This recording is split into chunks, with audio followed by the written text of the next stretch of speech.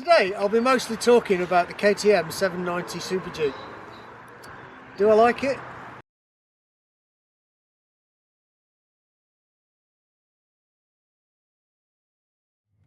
Alright, here we are then.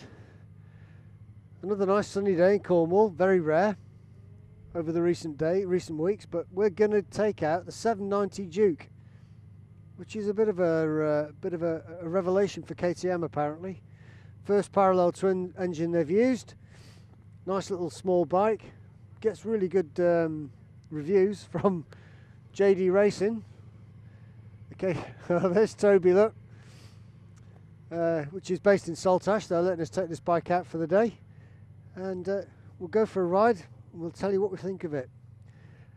I'm quite excited actually, but I must admit there's a little bit of trepidation because as with all these small bikes, when you climb on them, I'm sure my hip's going to dislocate.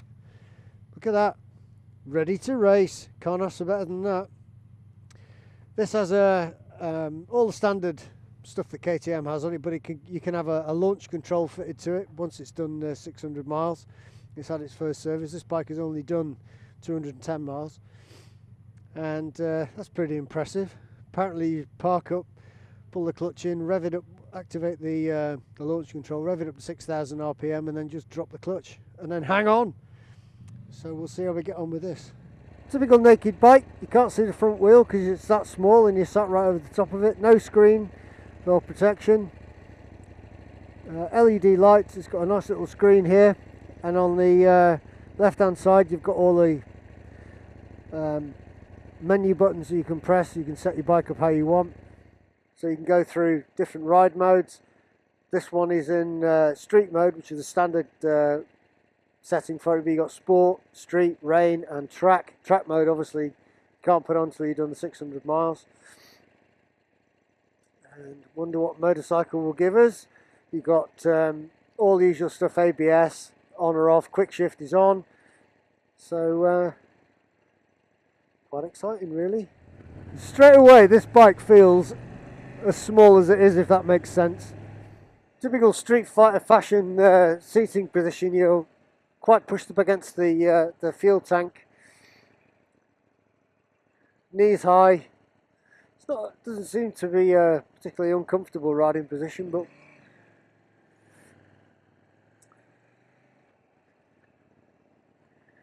very, very responsive straight away.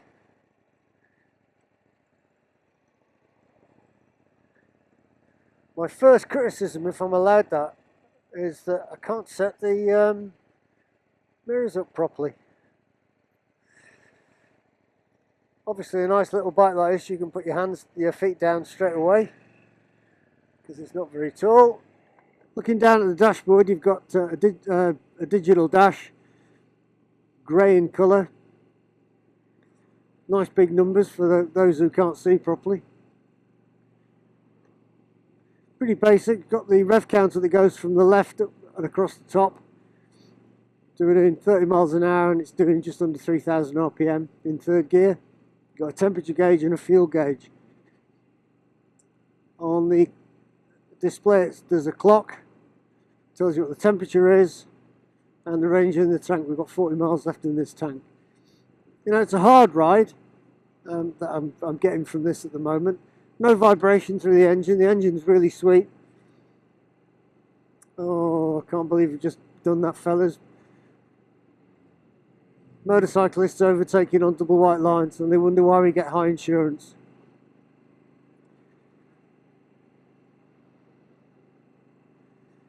It's quite a good ride actually. It's not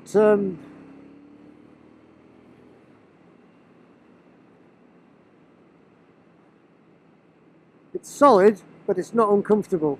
Obviously it's not a touring bike.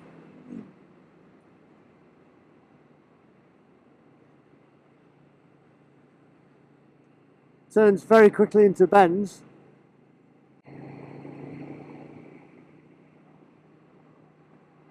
With very little effort, which is what you'd imagine. The bike is really short.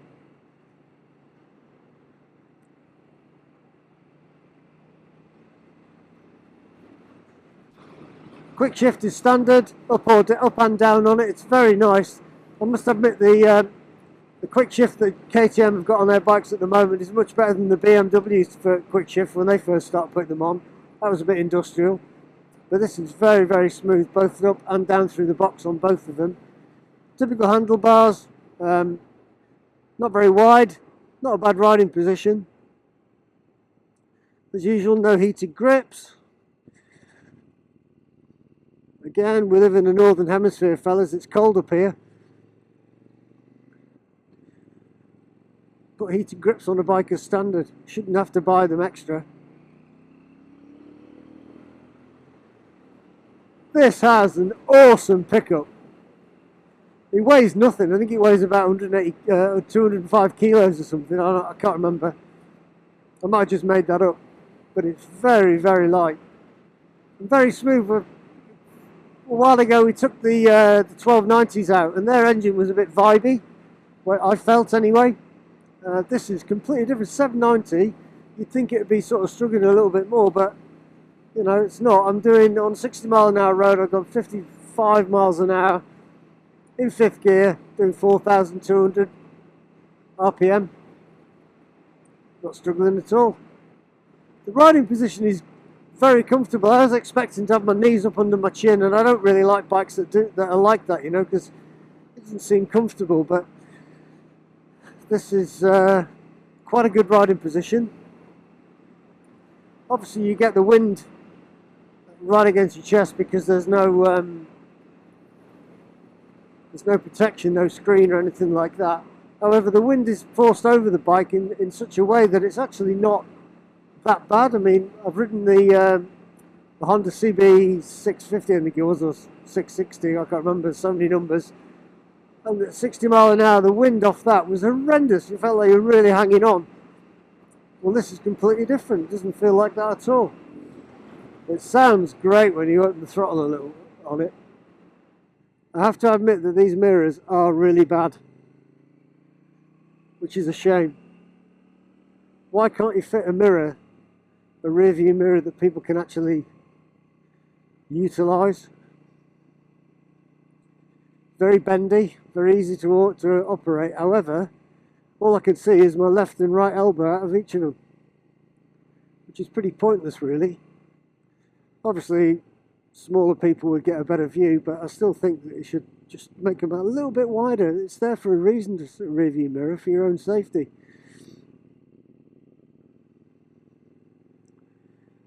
The engine has like a little burble on it. That's probably the best way to describe it. Sounds very nice though. The quick shift is awesome. Hardly any effort at all. A little drop of the throttle, kick up with the foot, and suddenly you find yourself in gear straight away. And it's good both ways. So you do actually feel like, even though it's a very small bike, you feel actually that you're sitting inside the bike, because the natural seating position pushes you forward against the tank, which is like, you know, you see the standard Street Fighter bike type riding stance. Don't necessarily feel that I'm being pushed forward onto the handlebars, but you can feel that as the wind comes off your chest and you start to lean forward a little bit, there is more pressure comes onto your wrists. So like I say, JD Racing, they were telling us there that this is their KTM's first parallel twin. It must be a bit of an experiment for them really, but it's actually a really good engine. So we're caught behind traffic that's behind a milk truck at the moment.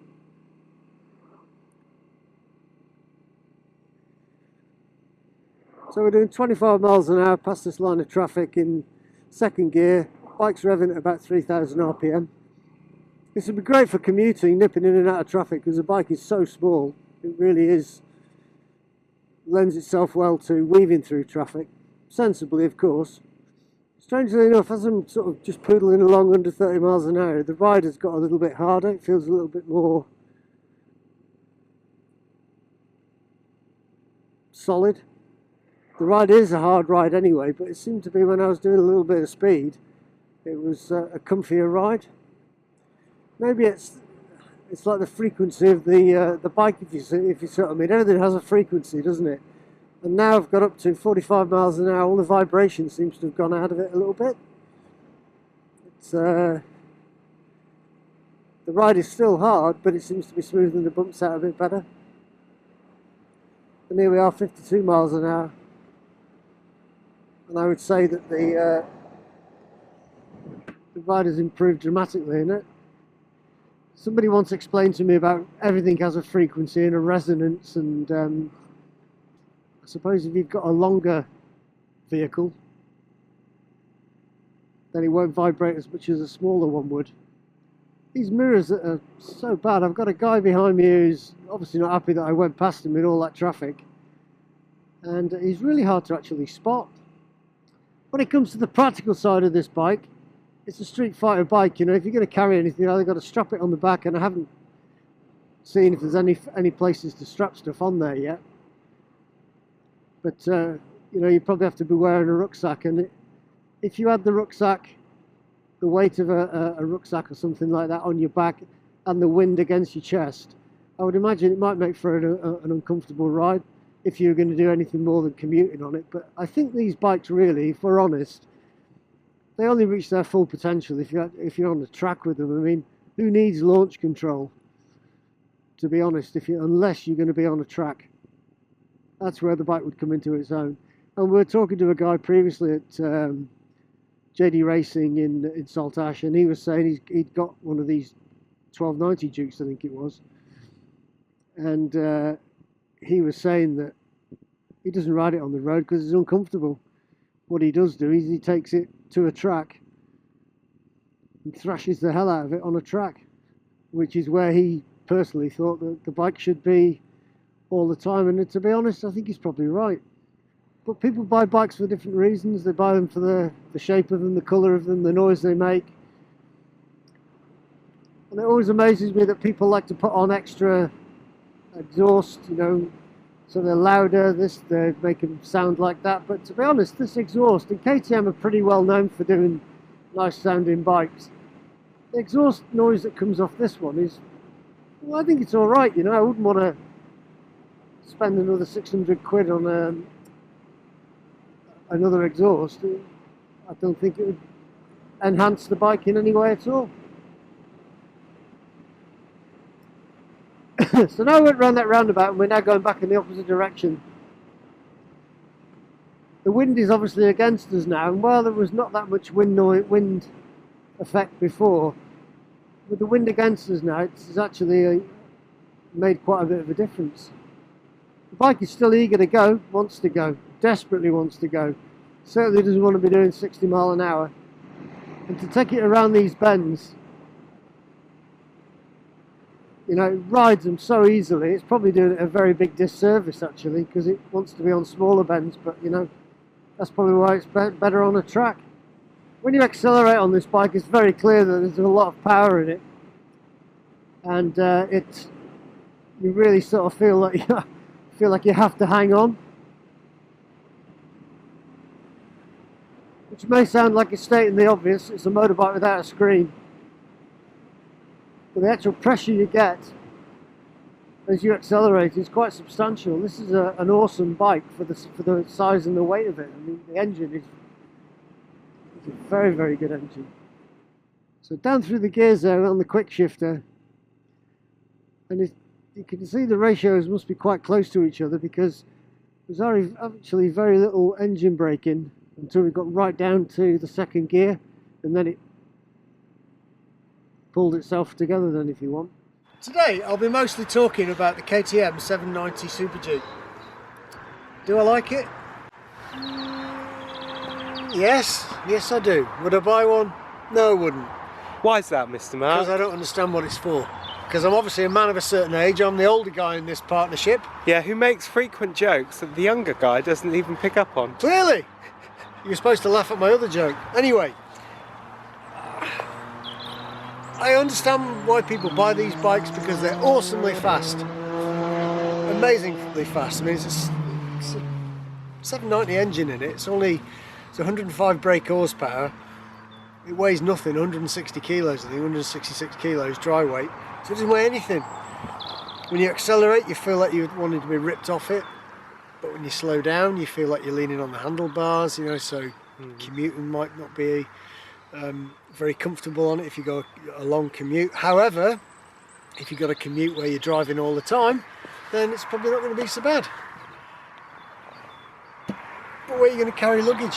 You know, if you're trying to get into London, you got to carry a rucksack, which is extra weight on the back of your body, with the wind and all the rest of it. You know, I must admit it's a bit of a flimsy grip here, but you know, I don't get them, and I'm sorry. But let's not be negative. The bike is awesome. It is amazing.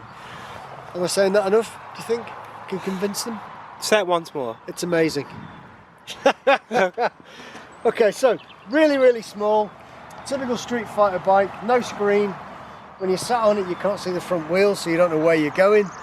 You know, you have no visual indications if you want. It's just, because it's short, it's really quick to turn into corners, very light, 166 kilos.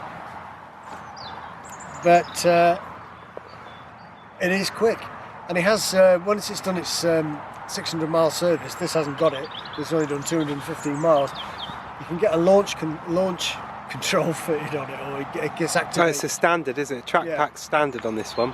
Which is like awesome, and apparently how it works is when it's fitted, you rev the bike up to 6,000 RPM, drop the clutch and then hang on, and you must have to really hang on because this bike really picks up quickly. And you know, again, it sort of brings me to a little problem I've got in my head, because I'm very slow, obviously, is that, you know, why do you need that if you're riding on the roads? And we're in Cornwall, you know, you can't do that anywhere.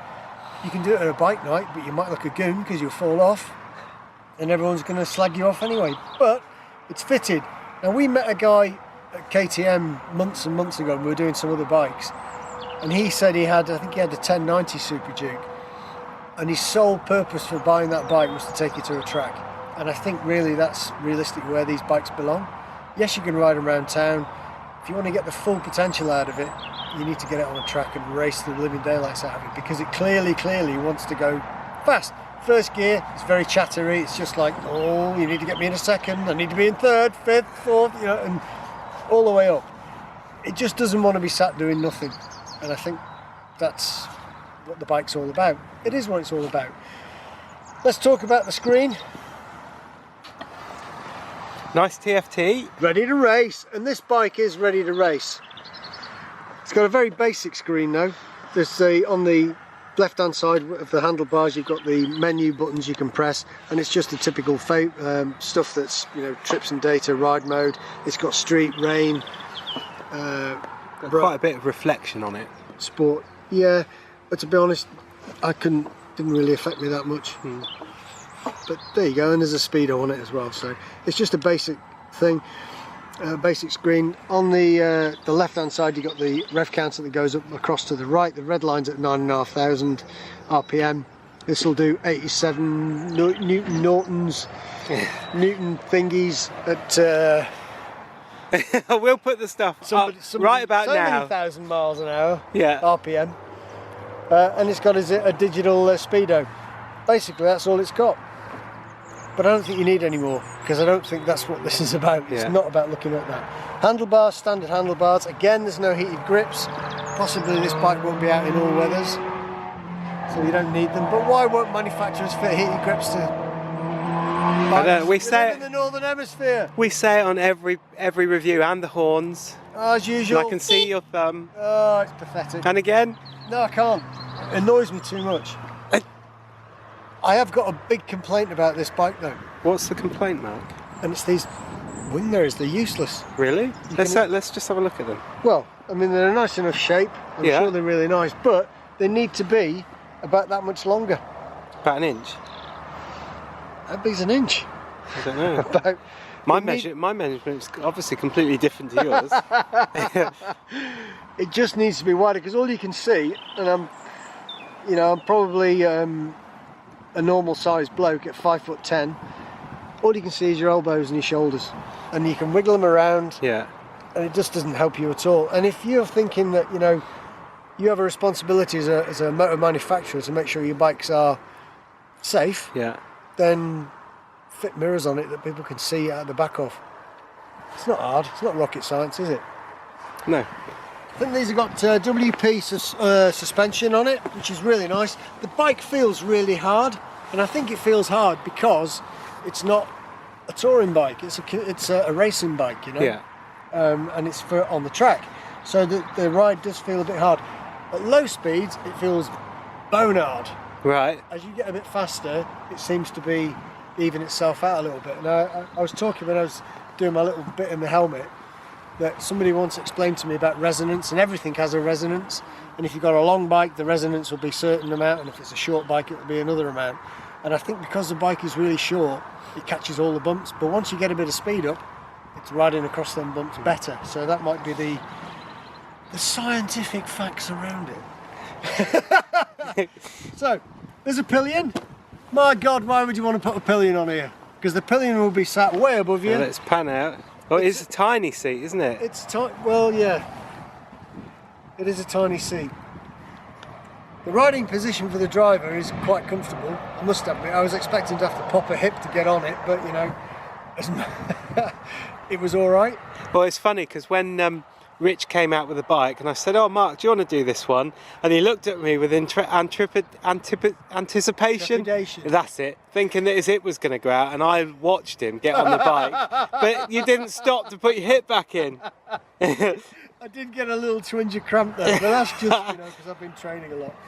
So it's a nice riding position for the rider. For the pillion, I'm not so sure. You know, there's the foot peg.